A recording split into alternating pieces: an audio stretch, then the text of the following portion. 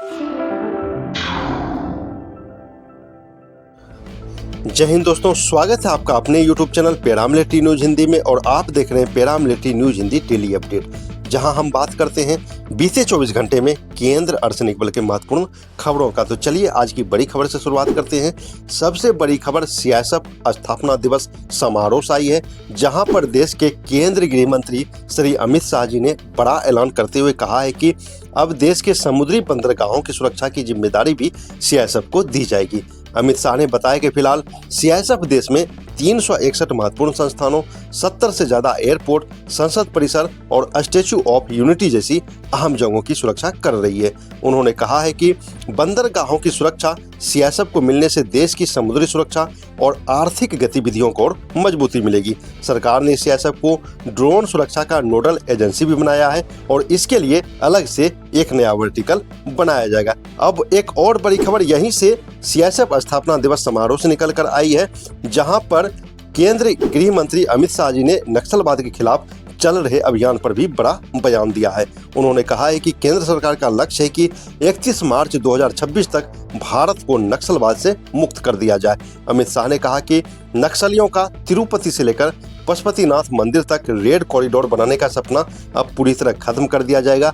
उन्होंने इस अभियान में सीआईएसएफ सहित सभी सुरक्षा बलों की भूमिका की सराहना की और कहा कि सुरक्षा बलों के साहस और समर्पण से देश अब नक्सलवाद खत्म करने के बेहद करीब पहुंच चुका है। अब एक बड़ी खबर बीएसएफ जवान को मिली है, जहां पर 22 साल के बाद कोर्ट से राहत मिली है। राजस्थान हाईकोर्ट ने बीएसएफ के एक जवान को 22 साल बाद बड़ी राहत दी है। कोर्ट ने जवान की बर्खास्तगी को अनिवार्य सेवानिवृत्ति में बदल दिया। दरअसल यह मामला वर्ष 2003 का है, जब बीएसएफ के कांस्टेबल पवन प्रजापति 8 दिन की छुट्टी लेकर गए थे, लेकिन 77 दिन बाद ड्यूटी पर लौटे थे। इसके बाद विभाग ने उन्हें सेवा से बर्खास्त कर दिया था। अब हाईकोर्ट ने कहा कि अपराध के अनुपात में बर्खास्तगी जैसी कठोर सजा उचित नहीं थी।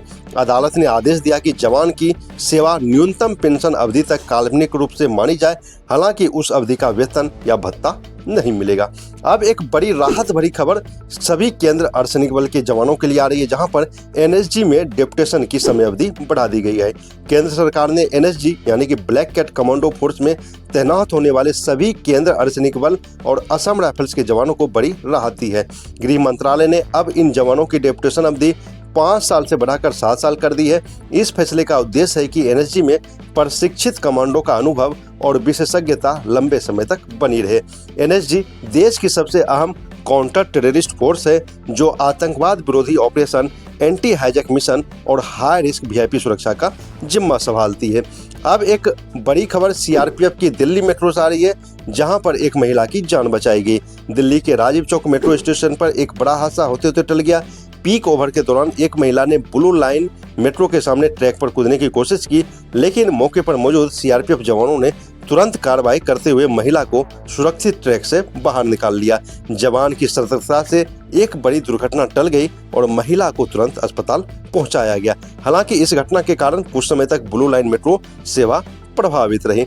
अब एक बड़ी खबर आईटीबीपी के लिए आ रही है, जहां पर अब दुर्गम गांव में पशुओं का इलाज का जिम्मा आईटीबीपी को दी गई है। उत्तराखंड के पिथौरागढ़ जिले में एक अनोखी पहल शुरू की गई।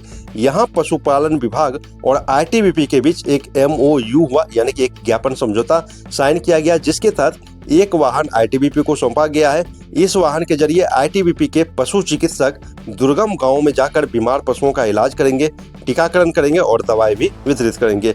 इस पहल से धारचूला और मनुष्यारी जैसी दूरस्थ इलाकों के पशुपालकों को बड़ी राहत मिलेगी।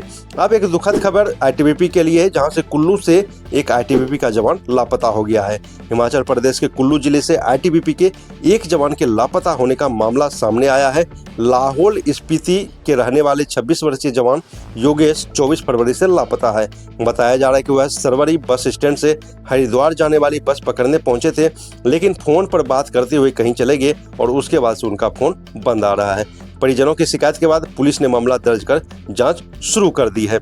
अब एक दुखद भरी खबर मिर्जापुर से आ रही है, जहां पर एक एसएसबी जवान की मौत हो गई। उत्तर प्रदेश के मिर्जापुर जिले में एसएसबी के एक जवान की दर्दनाक मौत हो गई। जानकारी के अनुसार 38 वर्षीय जवान लखनदर घर की सीढ़ियों से गिर गए, जिससे उन्हें गंभीर चोटें आई। परिजन उन्हें अस्पताल ले जा रहे थे, लेकिन रास्ते में ही उनकी मौत हो गई। लखनदर वर्ष 2009 में एसएसबी में भर्ती हुए थे और पिछले कुछ समय से मानसिक तनाव के कारण अधिकतर छुट्टी पर घर पर ही रह रहे थे। घटना के बाद पूरे गांव में शोक का माहौल है। तो दोस्तों, ये थी अर्धसैनिक बल से जुड़ी महत्वपूर्ण खबरें। अगर हमारा प्रयास और वीडियो आपको पसंद आ रहा है तो चैनल को सब्सक्राइब जरूर करें। जय हिंद।